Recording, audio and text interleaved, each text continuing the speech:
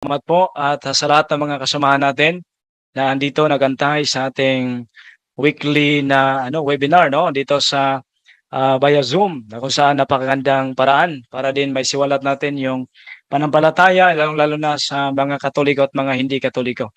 Unang-una po salamat po sa imbitasyon na binigay sa atin ni Brother Christian Yuan kung saan ay isa tayo sa magiging speaker sa ganitong pag-aaral. Pero alam naman natin hindi pa ako tinatawag natin na sa Bisaya pa qualify o takos sa ganitong pag-aaral, pero sikapin po natin na maibigay yung tamang pag-aaral, tamang pag-unawa po ukol sa ating pananampalataya lalong-lalo na sa moralidad na kung saan napaka-importante po sa panahon natin ngayon. At humihingi po ako ng paumanhin na hindi po ako nakapagpasok nakapasok agad dahil po meron din tayong seminar sa isang bayan dito sa Zamboanga del Sur na kung saan ay merong meeting yung mga alagad natin, sa Tukuran, Zamboanga del Sur. So medyo 30 minutes po yung biyahe at malakas ang ulan dito sa Pagadian kaya hindi po ako nakapasok agad. So ngayon po, let me share my presentation dito sa ating screen para din po makita po ninyo itong pag-aralan natin sa mga oras na ito. Nakita niyo po ba yung sa screen? Nakita niyo Yes, po ba bro. kayo? Yes po, bro. full screen lang kasi parang hindi siya full. Yan. Yan. Okay. Oo. So, ang tema po natin ngayon, ang tawag niyo lang sa akin Brother Kenneth lang. Wag lang yung yung prof kasi hindi pa ako hindi pa ako qualified diyan. Sa oras na ito tatalakayin natin itong virtues and vices. Na kung saan kung makita po ninyo sa screen ay meron pong isang magandang nakasulat, isang magandang mensahe na dito natin tinatawag nating bigyang pundasyon ng ating pag-aaral. We first make our habits and then our habits make us.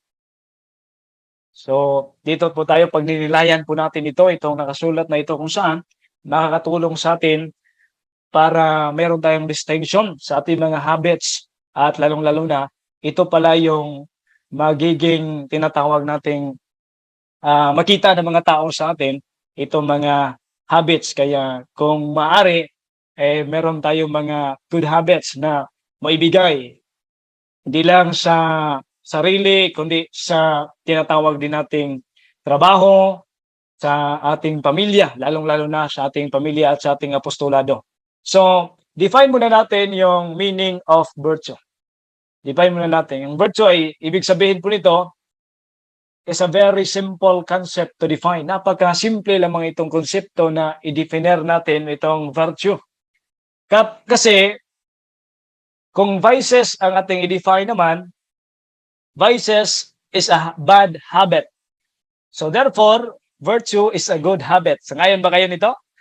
Vices, mga vice is a bad habit and virtue is a good habit.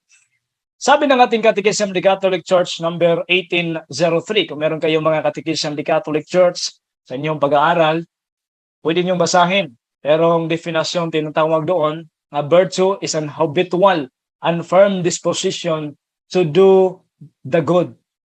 Ito pala yung habitual and firm disposition para magawa natin ano yung tama, ano yung tamang gawin. So therefore, virtues and vices form a person's character. Ito ba kung nabasa natin kanina yung we first make our habits and then our habits make us. Virtues and vices form a person's character. Dito natin nakikita ano yung karakter ng tao sa kanyang vices at sa kanyang virtues. Siguro sa ating sarili, pag ninilayan natin, ano yung mga makakatulong na mga virtues para maiwasan natin yung mga vices na kung saan ito yung magiging karakter ng isang tao. Kung titingnan natin yung definasyon ng ating Catechism of the Catholic Church number 1803.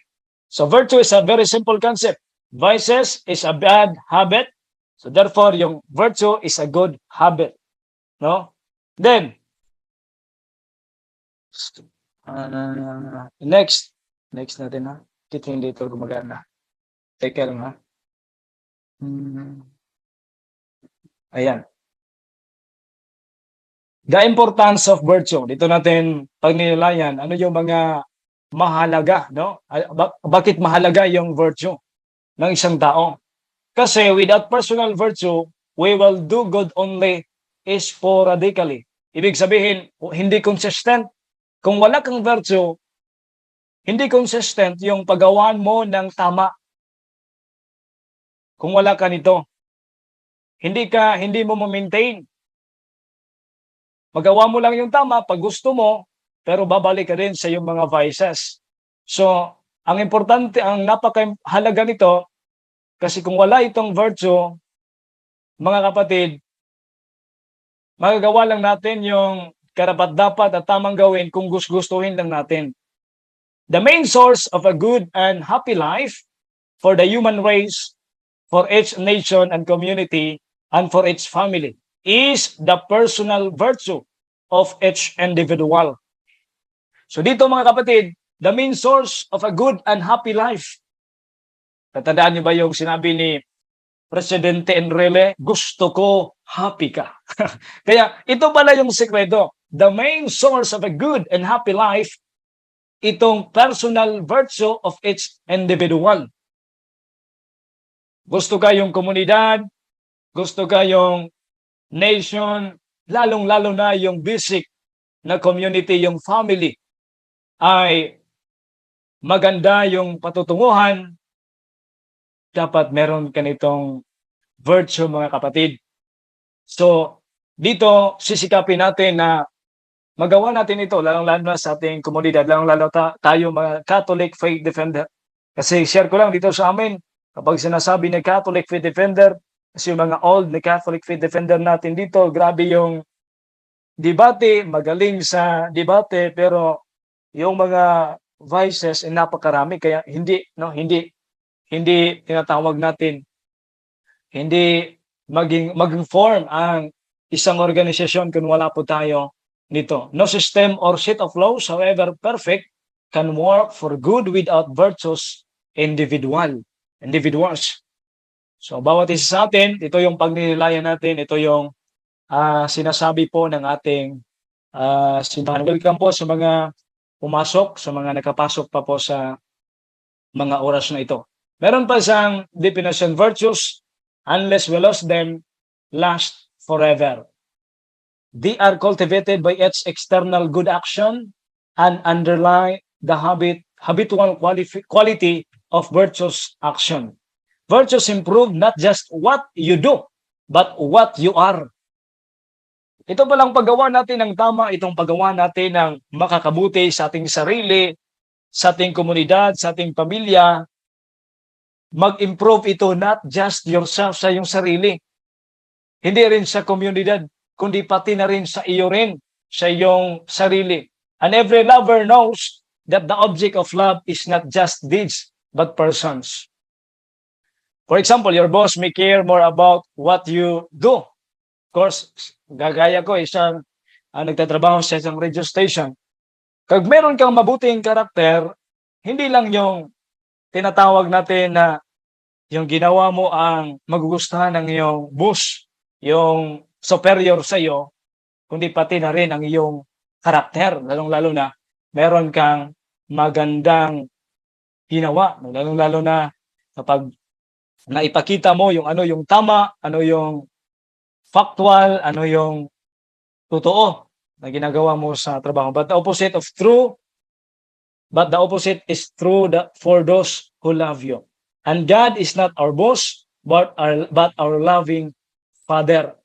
Kasi meron kasi mga tao na ang kailang definition ay ang Diyos ay parang busing, no?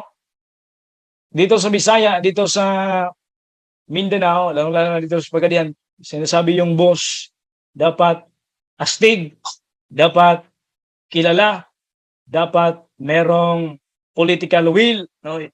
Pero ang Diyos po is not boss, but He is our loving Father. Kung matatandaan po ninyo yung sa isang prodigal son, sa Bisaya pa, ang anak nga malapason. Pero ayon sa isang pag-aaral, pwede din natin na tituluhan yung naturang tinatawag nating parable na ang amahan nga malapason, ang ama na nagsasayang, ang ama na nagsasayang. Bakit? Pwede nating gawin na ang ama na nagsasayang. Kasi hindi boss ang Diyos, kundi siya ay ama. Ano yung sinasayang niya? Sinasayang niya yung pag-ibig sa kaniyang anak. Na binigay niya, unang-una, ngunit yung kaniyang anak ay hindi nakita yung magandang naidulot na pag-ibig ng kaniyang ama. Pero sa huli, yung pag-ibig na sinayang ng anak mula sa ama, ang ama pa rin ang unang nakakita sa kaniya. Diyan sa Luke chapter 15, kung basa natin yan, ang anak ay pauwi na sa kanilang pamamahay, pero ang ama ang unang nakakita. Hindi ang anak ang unang nakakita sa kaniyang ama, kundi yung ama ang nakakita sa kaniyang nawawalang anak. Bakit? Kasi ang Diyos ay parating nakatingin, lalong-lalo na ano yung mga mabuting plano at ginagawa natin, no? So, yun, yung ating pag-aaralan ng Diyos ay our loving Father, napaka mapagmahal na Ama. God is love, sabi ng San Juan, St. John, God is love. Happy Fiesta pala, no? St. John the Baptist. Sa mga parokya na nagpi-fiesta ngayon, happy Fiesta sa ating lahat, mga kapatid. Kaya pala, sabi yung mga matatanda dito sa Pagadian, kapag San Juan, uulan talaga. Uulan talaga. Ayan, napakalakas ng ulan namin dito. Now, dito naman tayo. Ano ba yung, para sa inyo, sa tingin nyo, ano yung tinatawag natin na bakit tayo gagawa ng, tama, gagawa ng, why should I be good? Ano yung, bakit tayo magiging, gusto natin na magiging mabuti, gusto natin na gumawa ng mabuti. Para sa inyo, sa mga nasa loob ngayon ng Zoom, pwede rin kayo magsalita. Sino yung makapagbigay? Ano yung makita ninyong rason? To Ano make yung God goal? happy. Bakit tayo? Ano yung Ses? To make God happy. Para maging masaya ang Diyos. Correct, no? Para ang Diyos ay masaya sa ginagawa natin, no? Kaya nga, sa Golden Rule, ano yung ginagawa mo sa iyong sariling kapatid, sa iyong kapatid, ay ginagawa mo rin yon sa Diyos, no? So, yon yung napakaganda ng sagot, no, ng ating kapatid. Tama yon, kasi sabi dito, the question is simple and profound. Teka lang ha. And requires a simple and profound answer. Personal virtue is the key to improving the world, finding happiness, and helping other people to be good and happy too. Yet, the ultimate end of virtue is even greater than this. Great goals. Catechism of the Catholic Church number 1803, sabi niya, the goal of virtuous life is to become like God. To become like God. Ginawa natin ito, gaya ng ating sinabi ng ating kapatid, para masaya yung Diyos, para mag-improve yung estado ng world natin, na kung saan nawala na yung tinatawag natin na sense of belongingness dito sa amin. Napakaraming mga nagbigti. Meron pang dalawang magkakaklase, sabay-sabay silang nagbigti sa isang kahoy na nakaharap silang dalawa. Kasi nakikita nila iba talaga yung yung daigdig natin ngayon, no? Napakarami ng magagamit na communication, pero ang pamilya, ang world, merong miscommunication ang nangyayari sa atin. So, itong personal virtue, makatulong ito sa ibang tao para magiging happy sila, para maging masaya sila, para mas mabuting tao din sila, of course. And, of course, ang great goals natin. Kaya gagawa tayo ng mabuti. The goal of the goal of a virtuous life is to become like God. Hindi naman like God na creator. Hindi naman like God na sasambahin. Kundi sinabi ni San Pablo, sa Efeso chapter 4 verse 24, at ang dapat ninyong isuot ay ang bagong pagkatao na nilikhang kalarawan ng Diyos at nahayag sa matuwid at banal. Take note, at nahayag sa matuwid at banal na pamumuhay ayon sa katotohanan. Dapat daw isuot natin yung bagong pagkatao, lalong-lalo na tayo ay nabinyagan, tayo ay nakumpirmahan, tayo ay nakapangumpisal. Of course, larawan tayo ng Diyos. Imago Christi. And makikita sana ng ibang tao na may Diyos at tayo yung instrumento nito. Makikita sana ng ibang tao na merong Diyos na amang mapagmahal dito sa ating sarili. Ibig sabihin, sinabi ni St. John Vianney, sabi niya, sana ay maging salamin tayo. Maging salamin tayo ng Diyos upang makita din ng ibang tao na may Diyos. No, sabi ni St. John Vianney. At nahahayag sa matuwid at banal. Of course, kapag matuwid, partner na nito ang kabanalan. No? Kabanalan. Banal na pamumuhay at yung kabanalan, totoo, banal na pamumuhay, naaayon sa katotohanan. Sino ba itong katotohanan? Ang ating Panginoon. Naaayon sa mandato, naaayon sa plano po ng ating Panginoon. Kaya nga, merong tinatawag na nature of virtue. Virtue must be grounded in the unequivocal and definite orientation toward the supreme goal. The goal is glorification of God and the realization of His salvific plan for man and the world. Glorification of God. Para sa Bisaya pa, mahimaya ang Diyos. Para mag-glorify ang Diyos sa ating ginawa. Hindi lang merong napakaganda, alala ko tuloy itong magandang prayer ng isang santo ng ating simbahan. Sabi niya na hindi siya dapat ang i-glorify kundi yung Diyos, no? Kundi yung Diyos. Nakalimutan ko lang yung santong yon. October yata yung fiesta na, no? October yata yung fiesta na. So, dito mga kapatid, na ginawa natin, yung virtue natin, gumawa ng totoo, gumawa ng tama, ay ang supreme goal natin to glorify God. And magiging instrumento tayo sa salvific plan ng Panginoon sa mundo at sa mga tao. At sa mga tao na nandito sa mundo. Or more briefly, virtue must center in the love of God. Bakit mo ginawa ang isang bagay? Pwede naman gumawa ng mabuting bagay yung hindi naniniwala na may Diyos. Pwede naman gumawa ng mabuting bagay yung mga politiko na grabe yung ginawang korupsyon. Pwede naman gumawa ng mabuting bagay. Pero kadalasan ginagawa yun pag malapit na yung eleksyon, di po ba?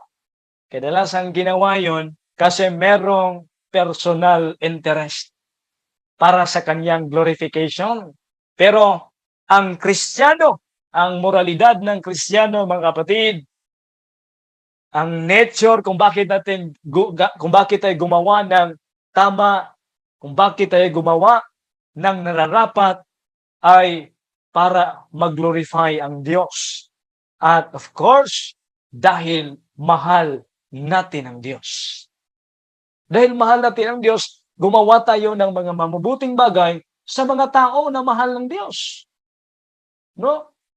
Kaya, napakahalaga na malaman natin ito mga kapatid, itong virtue na it must be grounded. Ang sentro talaga nito ay ang pagmamahal natin sa ating Panginoon. Ito talaga yung sentro ng ating ginawa. Itong ginawa natin, bakit tayo nag-aaral? Bakit tayo nag-aaral? Kasi mahal natin ang Diyos. Kasi gusto natin na malaman yung plano ng Diyos sa atin. Gusto natin na maging instrumento sa kaniyang plano. Katulad ni San Juan na fiesta ngayon. Katulad ni San Juan na fiesta ngayon, di ba sinabi na San Juan, na meron pang darating na mas mataas kaysa sa akin. At maging ako, sa Bisaya pa, hindi, o sa Bisaya pa sa amin, hindi takos, hindi qualify na magkuha ng kanyang sandalyas. No? Napaka-humble nitong tinatawag natin ni Saint John the Baptist. Sinabi niya na instrumento din siya. Bakit niya yun ginawa? Bakit sabi niya, repent and believe the gospel? Because mahal niya ang Diyos. At gusto niya na maging bahagi, maging instrumento sa salvific plan ng ating Panginoon, mga kapatid at mga kaibigan. Now, mayroon ba tayong mababasa sa Biblia na tinatawag natin ng virtue? May mga ebidensya po ba tayo sa Biblia nitong virtue sa banal na kasulatan? Kasi mayroong mga tao pag hindi mababasa sa banal na kasulatan, ay hindi paniwalaan. Meron tayong mga kaibigan dyan, no? Kaya tuloy, yung ating Panginoon, kung matatandaan ninyo, yung ating Panginoon, merong tentasyon sa Kanya ng kampo ng demonyo, merong tentasyon sa Kanya sa Matthew chapter 4, verse 4, na kung saan merong malaking tentasyon, yung bagaan ng argumento ng ating Panginoon at ni Satanas, gumamit ng banal na kasulatan si Satanas at gumamit din ng banal na kasulatan ang ating Panginoon. Bakit gumamit ng banal na kasulatan ang ating Panginoon?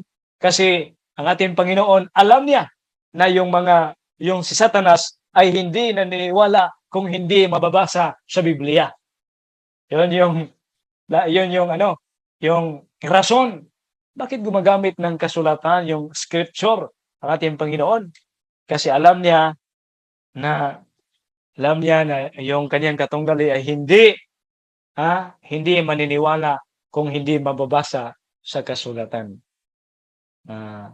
Wisdom of Solomon chapter 5 verse 13 sa New Revised Standard Version, sabi dito, so we also, as soon as we were born, ceased to be, and had no sign of virtue to show, but were consumed in our wickedness. Napaka gandang pagninilayan nitong nakasulat sa naturang aklat na kung saan merong litra por litra na sinabi niyan na mahalaga talaga yung virtue, no? Dapat merong mahalagang virtue para hindi po tayo ma-consume ng kasamaan. Dapat meron po tayong virtue. Kasi kung wala ka nito, of course, konsumado ka na ng tinatawag natin yung mga vices, mga kapatid, kasi wala kayong mga good habitual habit o mga good na ginawa mo sa iyong sarili. Patuloy tayo sa pag-aaral.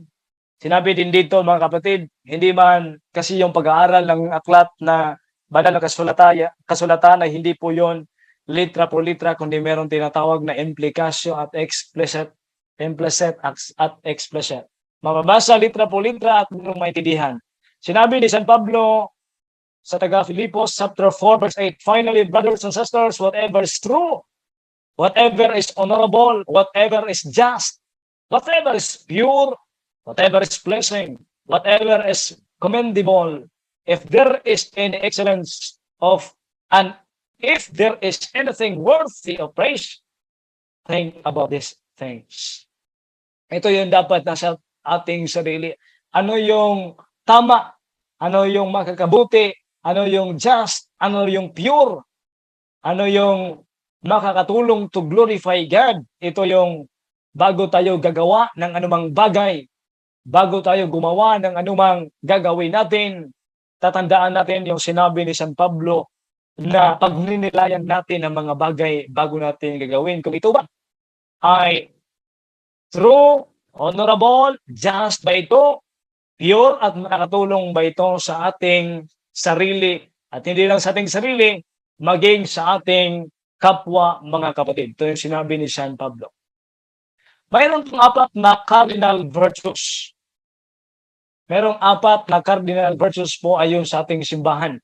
Alam niyo ba na yung mga philosophers, yung kilala po ninyo, si Plato, si Aristotle, at iba pang mga philosophers, mga kapatid, sila po yung meron din silang mga virtues na dinify niya kung saan atin itong i-discuss po mamaya. Ano yung ibig sabihin ng cardinal? Cardine sa Latin, on which all others turn. Ito yung ibig sabihin, no? Na cardinal, hindi yung meron talagang etymological term.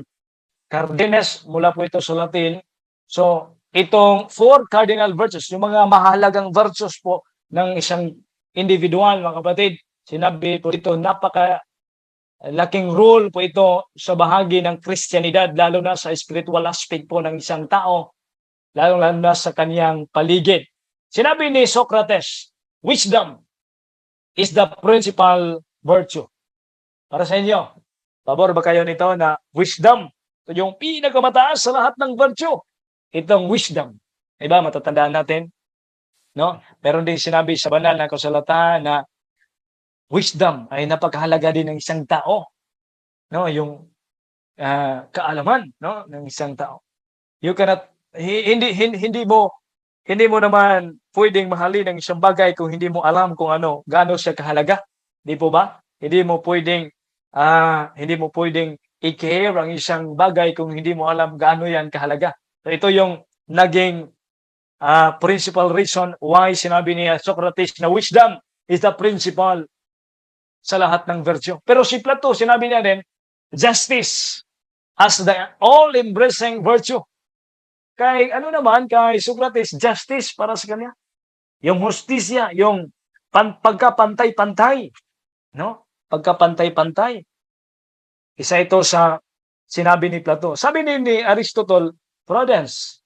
Isa din para ni Aristotle, ang pinakamahalaga sa isang tao, itong prudence. Pero sa isang napakatalinong tao na santo ng ating simbahan, si San Agustin, sabi niya, love of God as queen of virtues. Sabi ni San Agustin, ang pagmamahal sa Diyos ay isa ito. Napakahalagang virtue na dapat malaman ng isang tao. Pero si San Thomas Aquinas, isa ding teologo ng ating simbahan, sabi niya, prudence at the summit of moral virtues. Pero sabi niya, charity. Prominence to charity as fundamental Christian virtue. Kung meron bang sinabi yung mga philosopher, yung mga pilosopo, yung mga napakakilalang tao sa kanilang kapanahon hanggang ngayon, meron silang mga naitampo, no, sa ating simbahan. Meron silang magandang naitampo. Pero merong development ng nag-aaral din sila si St. Agustin kasi napakatumpak ang sinabi ni St. Agustin, love of God as queen of virtues. Ang pagmamahal sa Diyos. Kung matatandaan po natin, alam naman natin yung buhay ni San Agustino. Nag-aaral ng abogacía. Napaka talinong tao ito. Mayaman. Kaya nga sabi ng isang pare dito sa Pagadian, yung mga santo ng simbahan, mayaman na naging nagpakahirap. Yung mga santo, yung attitude ng mga santo, mayaman na gustong magpakahirap. Pero napakarami ngayon, mahirap na gustong makita ng tao na napakayaman. No? Pero yung mga santo, mayaman na nagpakahirap, pero minsan ang tao, mahirap pero nagpakayaman. No? So dito, napakaganda na pag-aralan natin yung sinabi ng dalawang santo na makakatulong sa atin sa pagninilay na yung pagmamahal sa Diyos. At sinabi naman ni St. Thomas Aquinas, charity. Ibig sabihin, love pa rin ito. Fundamental Christian virtue na dapat nating malaman, pagmamahal. No? Charity, mga kapatid. Dito tayo sa ano yung mga four cardinal virtues ayon po sa ating simbahan.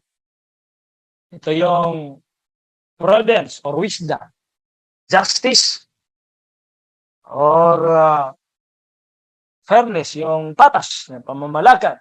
Hindi yung just tiis, no? Just tiis, nagtitiis. Pero dapat justice ito, mga kapatid, patas, walang nagtitiis. Kung nagtitiis ka man, kung nagtitiis yung kapatid, dapat magtiis ka rin. Courage and temperance. Ano yung temperance? Self-control. Lalong-lalo na ngayon, no? Lalong-lalo na ngayon, mga kapatid, sa isang survey sa ating bansa, isang survey o sa buong mundo, yung mga Pinoy sa buong mundo ang napakataas na oras na nakabambad sa cellphone. Kasi lack of temperance, self-control. Addict na sa cellphone. Addict na sa mga gadgets, mga kapatid. Pero kung gaginawin din natin ito para sa glorification ng ating Panginoon, gaya ng ginawa natin ngayon, hindi naman yon masama. Basta atin namang i-define ito, ano yung temperance mamaya, no? Ano yung apat na cardinal virtues? Sabi ng mga kaibigan natin, ilan yung 4 cardinal virtues? Ilan yung 4 cardinal virtues? So ngayon, ilan?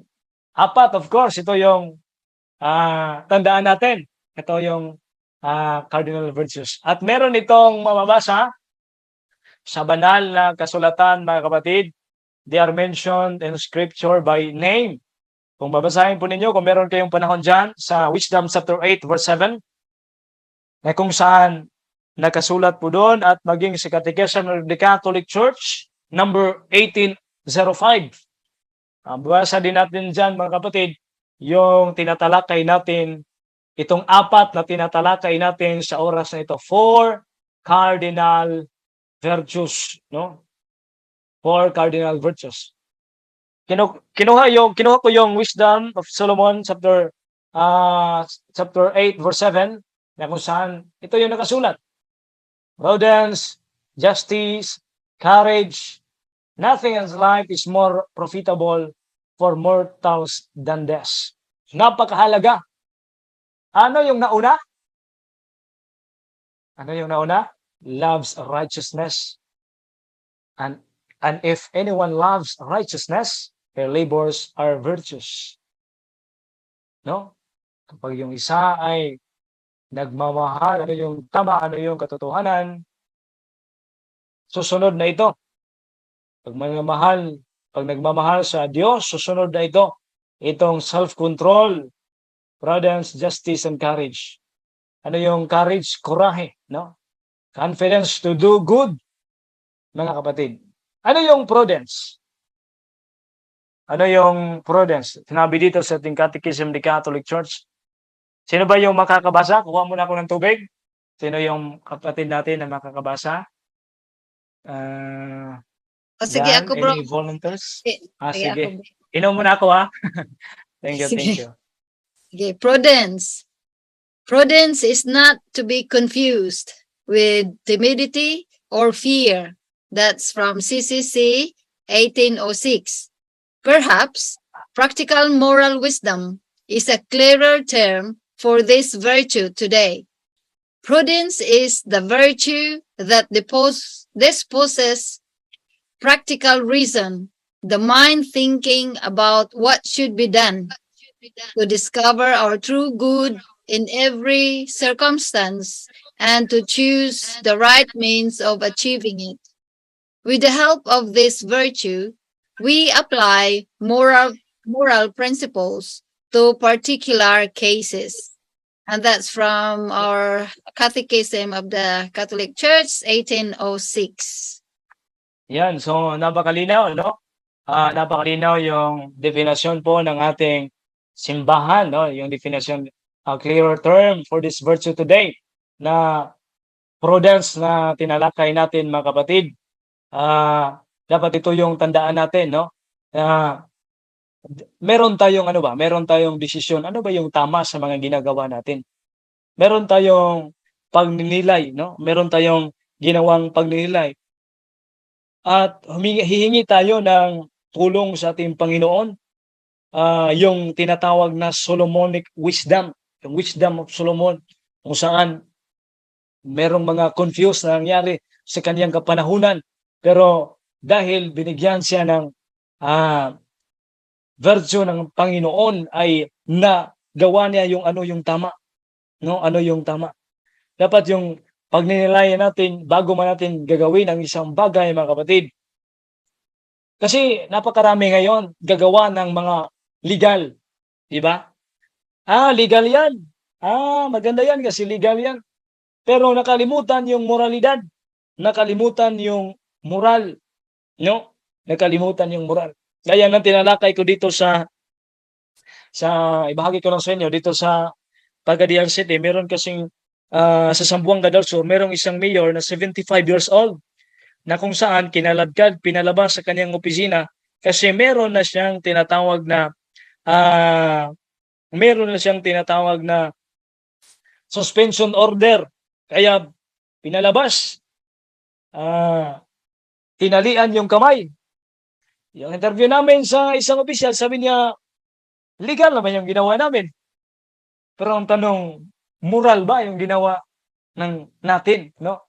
Moral ba kasi agkano na yung edad ng taong 'yan, no? So, dapat meron tayo nito, mga kapatid, kung saan kung meron mga bagay na nalilito tayo, meron mga bagay na natatakot tayong gawin, mga kapatid, ay ipanalangin natin sa ating Panginoon na bigyan tayo ng wisdom, no? Moral wisdom na magagawa natin, no? Na magagawa natin ano yung dapat at tamang gawin. That disposes practical reason, the mind thinking about what should be done to discover our true good in every circumstance and to choose the right means of achieving it. Kasi meron mga tao na kapag tama yung resulta, kahit mali yung paraan, tama yon. Tao naniniwala dyan, no? The means just not justify the ends. May mga tao nga, tama yung ginawa na wrong na kanilang ginawa, pero ang resulta ay hindi tama, para sa kanila ay tama pa rin yun kasi tama yung ginawa nila. Pero naman tao na maganda yung resulta, pero yung ginawa na hindi tama, justify pa rin, no?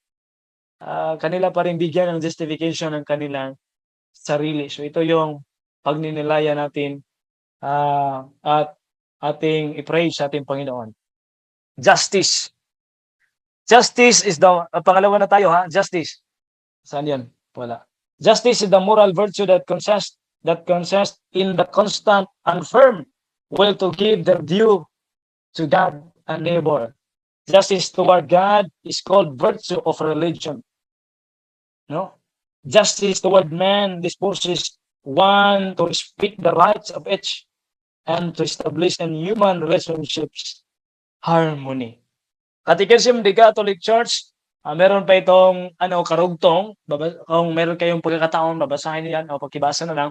Catechism of the Catholic Church number 1805 07. Kung meron kayo diyan, mas maganda kung pagninilayan din 'yon, no? Itong justice, no? Isa ito sa mga moral, ito yung isa sa cardinal virtue, mga kapatid, na kung saan merong hustisya para sa ating Panginoon at para sa ating kapatid, neighbor. Hindi yung neighbor ba yung definition ng iba, yung kapitbahay lang. Yan yung neighbor para sa kanila, kapitbahay, no? Yung iba, pero yung neighbor sinabi ni tinatawag natin na Saint Teresa of Calcutta, no? Sino ba yung kaniyang mga neighbor? Lahat, no? Sapagkat isa lang yung daigdig na tinitirhan natin. So, na tayo ay kahit malayo, kahit hindi kilala, ay neighbor tayo, no? Kasi isa lang yung mundo natin, no? So, justice toward God is called virtue of religion. Merong isang tao na ang kaniyang trabaho ay nagtitinda ng cold water. Mayroong istorya nito. Ang kaniyang trabaho, nagtitinda ng cold water. Sa isang araw, halos isang oras, mayroon lamang bibili sa kanya ng isa. Kasi napakadami ng mga nagtitinda rin kagaya niya. So, sa isang araw, dinadala niya ang 24 na cold water. At umuwi siya, nabili yung 23, pero yung isa ay hindi. Walang bumili sa isa. So, ang ginawa niya, umuwi sa kanilang bahay, tahanan.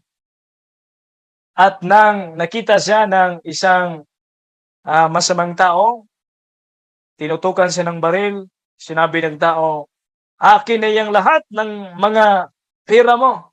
Alam ko meron kang pera. Pinigay niya yung 23 pesos na kaniyang nakuha sa isang araw ng pagtitinda at humingi siya ng paumanhin sa masamang tao. Sabi niya, pwede bang akin na lang itong isang cold water? Kasi napakauhaw na magdadala nitong chest foam ko, ngunit hindi ako nakakainom. Sabi naman ng isang tao, hindi, akin yung lahat ng yung dinadala mo. Kaya binigyan niya lahat. Para sa inyo, kapag madakip yung taong yon, ano yung gagawin ninyo sa taong yon? Kapag makita yon ng mga pulis, para sa inyo, ano yung gagawin natin sa taong yon na napaka walang sentido? Ginawa niyang pantustos ng kanyang bisyo yung pagsisikap ng isang tagatinda ng cold water. Sa isang lecture, sinabi ko yan, sabi ng isang nanay, pag makita ko yung taong yon, gugulpihin ko talaga. Sabi ng isang matanda. Kasi gusto niya na mabigyan ng justice. Gusto niya na yung ginawa ng tao, mayroon talagang hustisya. At sabi ko sa kanya, minsan sa isang araw meron tayong sa isang linggo meron tayong 7 araw. Sa 24 oras, isang araw. Pero minsan, pag linggo ay hindi tayo magsisimba kahit 1 oras lang. At ang taong tinutukoy ko yung magnanakaw, minsan tayo yon. Ninanakaw natin yung oras na para ng Diyos. Ninanakaw natin. Tayo yung hindi nagbigay minsan ng justice para sa ating Panginoon. No? Kaya sabi niya, hindi ko na lang gugulpuhin kasi pag ako yung maging Panginoon, kapag yung Panginoon ay gaya ng pakiramdam ko, gaya ng pag-iisip ko, matagal na akong binugbog, Brad, kasi matagal na rin akong hindi nagsisimba. Sabi niya. So, dito mga kapatid, bigay natin yung yung sa Diyos.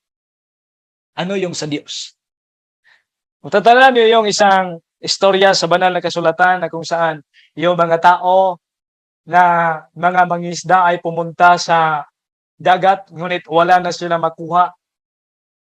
Wala na sila makuhang isda sa dagat. Sinabi ng ating Panginoon, yung pukot, yung pukot ay ilagay mo sa right. Ilagay mo sa right. Hindi sa left. Sa right side. Bakit right? Hindi sa left.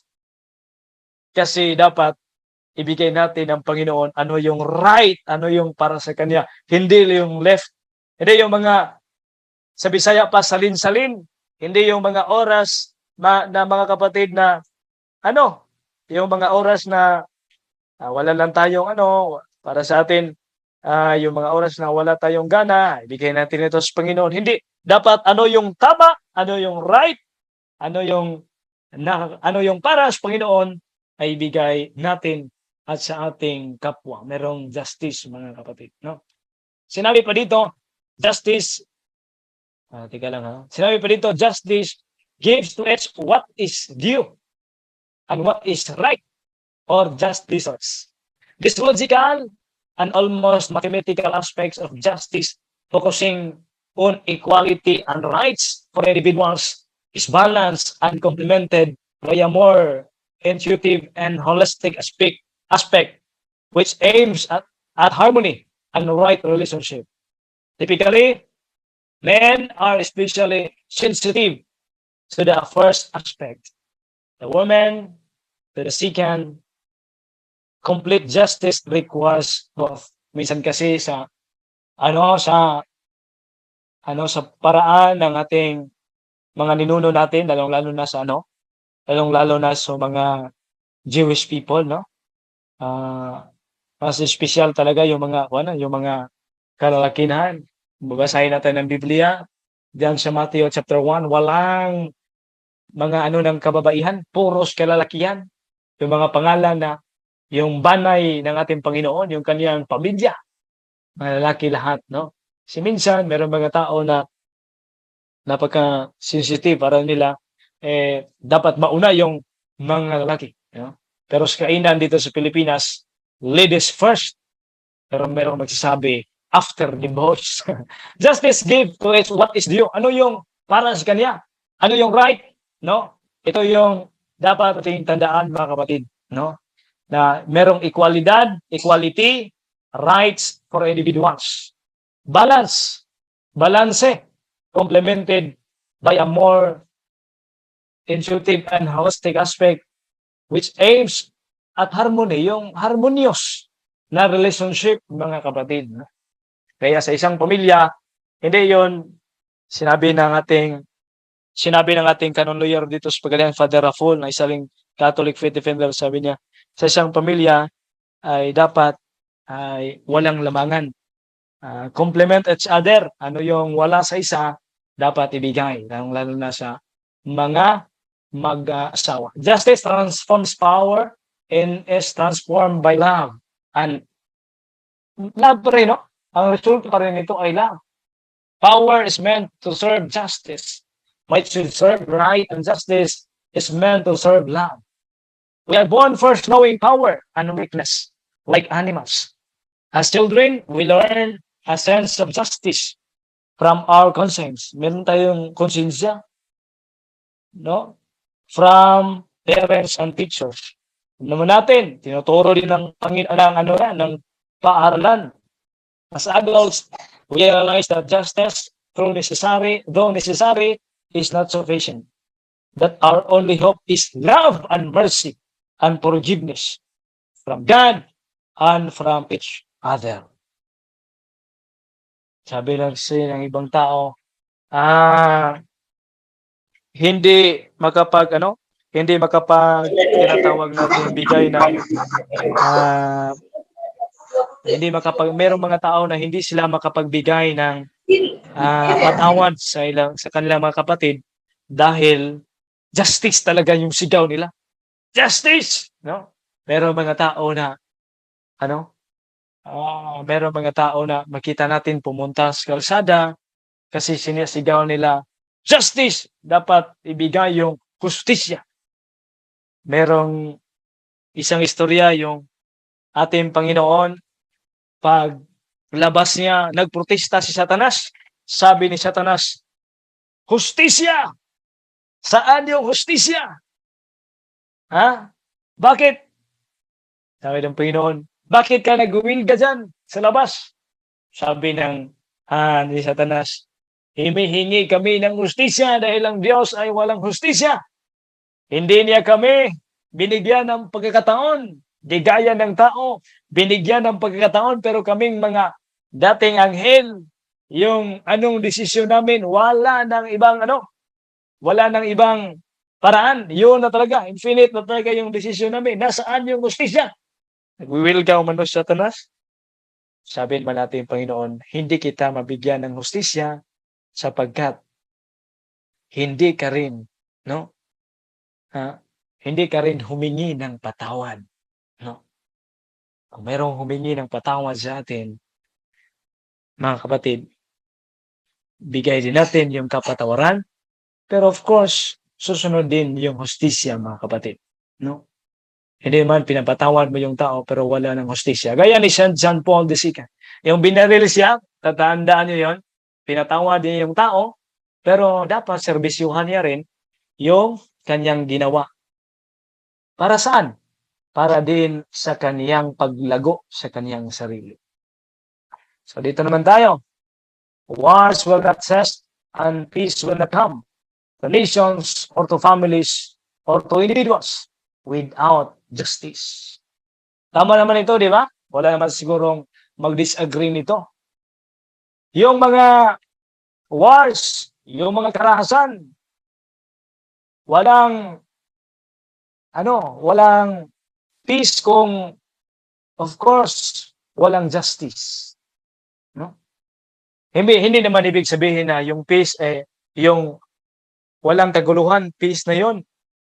Hindi lang hanggang dyan ang definasyon ng, yung kalinaw sa Bisaya, yung katiwasayan. Kasi napakaraming diyan sa Mindanao, napakalinaw diyan, napakalinaw diyan pero maraming mga tao diyan na walang hustisya. So hindi ibig sabihin maraming namamatay diyan na wala pang hustisya. Hindi ibig sabihin na walang yung peace, yung walang kaguluhan, kundi ano yung peace? Yung makakagawa ka kung ano yung nararapat sa iyo. Yun yung peace. Hindi mo yun magagawa pero merong wars, merong kaguluhan sa nations at sa family. Lalong-lalo na sa Bisaya pa, tinamnanay kawayan. No? Hindi walang kapatawaran, mata sa mata, ngipin sa ngipin. Napakaraming panahon na nagka-average kami mga kapatid, share ko lang, napakaraming panahon na nagka-average kami yung sa mga pamilya na merong tinatawag na rido, no? Kung merong kasama, kapatid, kapamilya, yung pamilya niya karido. Bakit karido? Kasi walang kapatawaran. Kasi gusto nila ng hustisya, no? Kapag tinalakay sa isang misa, isang lamisa, tinalakay yung ano yung gusto nila, talagang hihingi ng hustisya ang bawat isa. Kaya ano yung ginawa ng mga facilitator? Sinilbihan ng warrant of arrest yung mga nakakapatay, yung mga nagkasala, ikinulong ay para sa kanila, yun yung hustisya, mabigyan ng hustisya. Kaya wala na yung mga rido na napuntahan namin ng mga lugar dito sa Mindanao, lalo na dito sa Zamboanga del Sur. So dito naman tayo sa pangatlo, fortitude. Pakibasa, sino yung volunteer na makabasa? Dito, Sting 55 na mga participants. Brad Ninyo. Sige po. Sige po, Brother Kenneth. I-on ko lang yung camera. Po. Okay, wait lang po. Okay. Start na lang. Fortitude is the moral... Okay, wait lang. Okay. Fortitude is the moral virtue that ensures firmness in difficulties and constancy in the pursuit of the good. It strengthens the resolve to resist temptations and to overcome obstacles in the moral life. The virtue of fortitude enables one to conquer fear, even the fear of death, and to face trials and persecutions.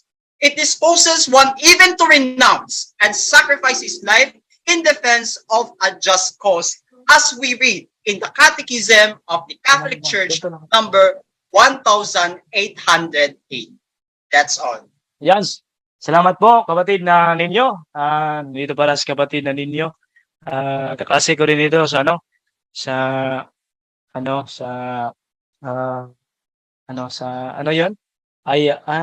sa ERIF, no?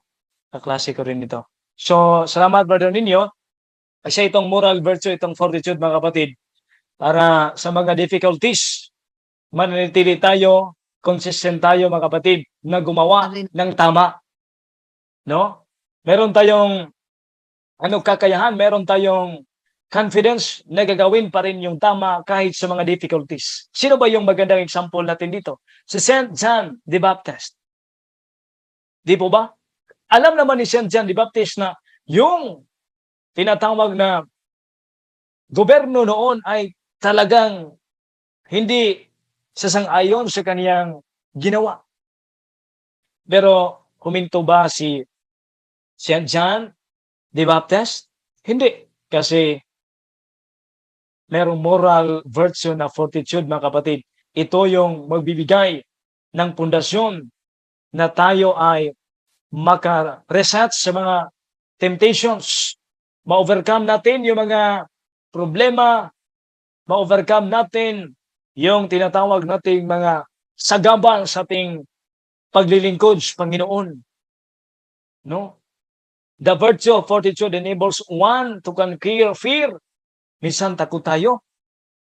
No? Of course, tao lang tayo eh. Lahat naman siguro ng tao ay matatakot, di po ba? No? Tao tayo eh, matatakot. Talagang matatakot tayo. Gaya ni Saint Joseph. Natatakot si Saint Joseph kasi alam niya na pagpipiestahan siya kung si Santa Maria yung kanyang pangasawahin. Pero nagpadala ba siya sa kanyang takot? No? Alam niya na yung buhay niya ay hindi, mga kapatid, hindi madali. Pero huminto ba? Hindi. Kundi yung trials ay hinaharap niya. Even the persecutions. Minsan sa ating pamilya. Minsan sa ating ama, sa ating mga magulang, sa ating asawa. Meron tayong mga problema. Pero lagi nating tandaan ng ating Panginoon na nagsabi, patuloy siyang gumagabay sa atin. Sa isang taon, merong 365 days, mga kapatid. At sa isang taon, mga kapatid, 365 days. At sa Biblia, ang salitang, do not be afraid. Huwag kang matakot.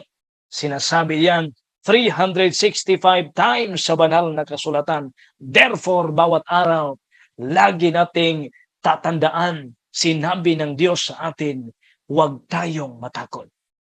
Kapag meron tayong virtue nitong fortitude, mga kapatid, hihingi tayo ng tulong sa ating Panginoon, kaya nating isakripisyo, kaya nating magbigay ng sacrifice. Ano yung sacrifice sa Latin? Sacre means banal, fisio means offer. I-offer natin sa Diyos para sa kalinisan ng ating kasalanan, para sa katiwasayan ng ating pamilya. Yan yung fortitude, mga kapatid. Hindi tayo hihinto kahit anuman yung mga naranasan nating persecutions. No? Isa sa mga example dito, yung mga santo ng ating simbahan. Alam natin sa ating mga buhay, sa ating sarili, sa ating mga kasamahan ngayon nakikinig dito, marami tayong pinagdaanan. Marami tayong pinagdaanan. Pero lagi nating tandaan, mga kapatid, na meron tayong pupuntahan. Sa ating pinagdaanan, meron tayong magandang pupuntahan. Basta manatili lamang tayo nakakapit sa Kanya. Kasi ang Diyos ay hindi paasa, kundi pag-asa ang ating Panginoon. Patuloy siyang gumagabay sa atin at patuloy nating tatandaan itong virtue na ito na dapat ay meron tayo sa ating sarili nito. Of all the virtues, this is perhaps the one most conspicuously lacking in the lives of the most people today and technologically developed and relatively pain-free modern societies. No? Minsan sabi ng asawa ko, wala ka ng panahon sa akin, wala ka ng panahon sa pamilya mo sinabi ko naman, sige, pagdating ko dyan sa bahay, susunugin ko lahat yung mga aklat katoliko. Sabi niya, sige, susunugin natin. Pagdating ko naman, sayang naman kung susunugin ko yung mga aklat na yun. Kasi, kasi sa buhay natin ngayon, gusto natin yung madali, no? Gusto natin madali gusto natin na hindi tayo magsasakripisyo. Pag timpla pa lang na kape ngayon, noon, merong asukal, lagyan mo ng kape, lagyan mo ng gatas. Pero ngayon, instant. Napakabilis dahil sa technology, di ba? Napakaganda ng teknolohiya. Hindi naman masama yung modern technologies natin ngayon sa ating society. Pero sometimes ito yung naging dahilan kung bakit ang mga tao ay ayaw na mag-sacrifice. Takot na mag-sacrifice. Kaya ng mga nagbibigti, no? Gusto na nila na ayaw na silang mag-sacrifice. Kaya puputulin na yung buhay nila kasi ayaw na nila na mag-sacrifice. No? So yun yung ano natin, yun yung tinatawag nating ipagdasal natin sa ating sarili at sa ating komunidad. Noong 1978, itong si Alexander, mga kapatid, his Harvard commencement address, meron siyang subject na tinalakay itong fortitude. Of course, itong tinalakay natin. Sabi niya, is a necessary ingredient in all virtues. Correct. For no virtue just happens, but must be fought for. Saan yun? Naputol ha? For naputol. Teka lang. Pero sinabi niya dito, mga kapatid, malinaw na sinasabi niya na mahalaga. Ito yung isa sa mga ingredients ng virtues, itong fortitude, mga kapatid. At mahalaga ito sa ating buhay para tayo ay lalaban, no? Lalaban ano man yung sitwasyon. Kasi mahal natin ang Panginoon. Dito naman tayo sa pang-apat, temperance. Temperance is the moral virtue that moderates the attraction of pleasures. No? Minsan, ayaw ko munang dadalo sa seminar kasi napakaganda ng palabas sa telebisyon. Lalong-lalo na ngayon Sabado, pupunta kami ng mga lugar na kung saan ay makapag-relax. Mabuti naman yon. Pero dito, mga kapatid, ang temperance, sa Bisaya pa ito yung pagpugong sa kaugalingon. Pag-ano sa sarili, no? Yung bigay ng limitasyon sa sariling pleasures. Nandyan yan sa Catechism of the Catholic Church, number 1809, as fortitude moderates the fear of pains. Ito namang temperance, ito yung virtue na mag-moderate sa atin sa mga attractions. Diba sa mga alak, drink moderately. Hindi drink moderatso, no? Drink moderate. Merong mga moderation. Without it, we do not rise above the level of animals who live by their instincts, desires, and fears, especially the instinct to seek pleasure and flee pain. Takot na masaktan, no? Temperance ensures the will's mastery over instincts. Thus, it is also called self-control. Ito yung tukma, no? Self-control, mga kapatid. Ito yung tama na definition, self-control, and keeps desires within the limits of what is honorable, and provides balance, moderation, not too little, not too much, in use of created goods. Kasi minsan hindi tayo makokontento, no? Hindi tayo makokontento.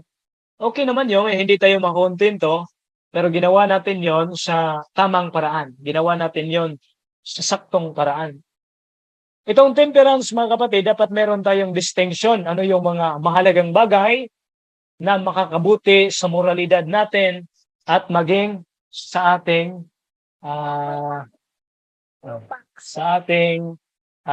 sarili, no? Sa ating mga kapatid. No?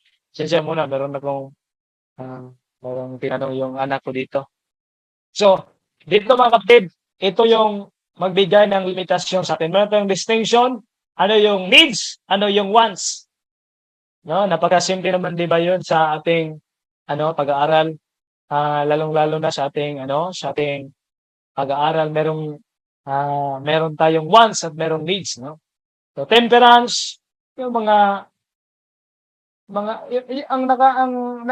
lang kasi, meron tayong mga kaibigan na kinokontrol na ng kanilang bisyo. Hindi na sila ang nagkontrol sa kanilang bisyo, no? Kasi attract sa kanilang bisyo, mga kapatid. At ito naman yung trabaho ng demonyo, na ma-attract tayo sa mga mahalagang bagay o sa mga bagay na maganda pero hindi naman mahalaga, hindi naman importante sa ating sarili, no? Kaya napakahalaga ng nitong temperance, mga kapatid. Our instinctive desire for pleasure and fear of pain is matter and raw material to be formed and controlled by all four cardinal virtues. Prudence provides the map. Prudence so yung nagbigay ng mapa. Fortitude tames the fears, temperance, appetites, and justice regulates the resulting activities. All four cardinal virtues have deeper and wider meanings than their names suggest and current usage. Prudence is not just playing it safe. Justice is not just punishment. Fortitude is not just bullheadedness. And temperance not just sobriety. So naputol itong presentation ko. So ito yung mga four cardinal virtues na tinalakay natin, mga kapatid. Meron pa tayong tatalakayin. Ito namang saan yung isang ko dito? Files ko dito. Meron naman tayong tatalakayin. Yung tinatawag natin na teka lang ha. Yung tinatawag natin na theological virtues. Sino yung magkapagbigay ng ano yung mga theological virtues habang hinahanap ko pa yung meron ba kung yung ideya? Yung ideya ng ating tinatawag natin na virtues. Meron ba kang ideya sa theological virtues? Faith, hope, and love. Faith, hope, and love. Faith, hope, and teka lang faith, hope, and love. So, tama. Ano yung mas importante sa naturang Love. sa naturang Love. bakit love? Bakit love? Love Without- conquers all. Joke lang. Teka lang ha. Hanapin ko dito. Tama, love. Sino bang makakabasa sa 1 Corinthians chapter 13 verse 1 hanggang sa 3?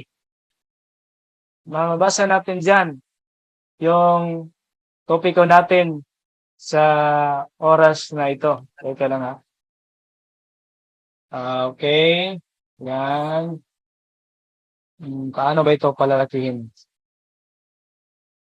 Corinthians chapter 13. 13 verse paki-check daw sa verse 1 hanggang sa 3. love is the greatest gift. Yan. Okay, sige. Pakibasa. Ako na magbasa. So, 1 Corinthians chapter 13 verse 1 to 3. If I could speak in all the human and angelic tongues, but had no love, I would only be a sounding brass or a clanging cymbal. If I had a gift of prophecy with no mystery beyond me, no knowledge hidden from me, and if I had faith enough to move mountains, but had no love, I would be nothing. If I gave away everything I had to the poor, and even gave up my own body to be burnt, but had no love, it would profit me nothing. Wow, ganda to. Yun. Yun, maganda, no? Yung nandyan, yung nagsagot na kapatid natin kanina, love, no? Nakita nyo ba yung screen? Nakita nyo na? Meron kayo nakita o wala kayong nakita sa Three screen? theological virtues. Meron na, bro. Yes po, bro. Yan, yun. Bakit yung theological virtues? Bakit theological? Theo means God, no? Kasi itong three theological virtues, nakuha natin din ito sa ating binyag, no? At lalong-lalo na pinagtitibay sa ating confirmation. Kung bibigyan natin ng paglilinaw, the four cardinal virtues are natural. That is, they are known by natural human reason. Their origin is human nature. Sinabi natin kanina, yung mga philosopher kanina, their goal is perfecting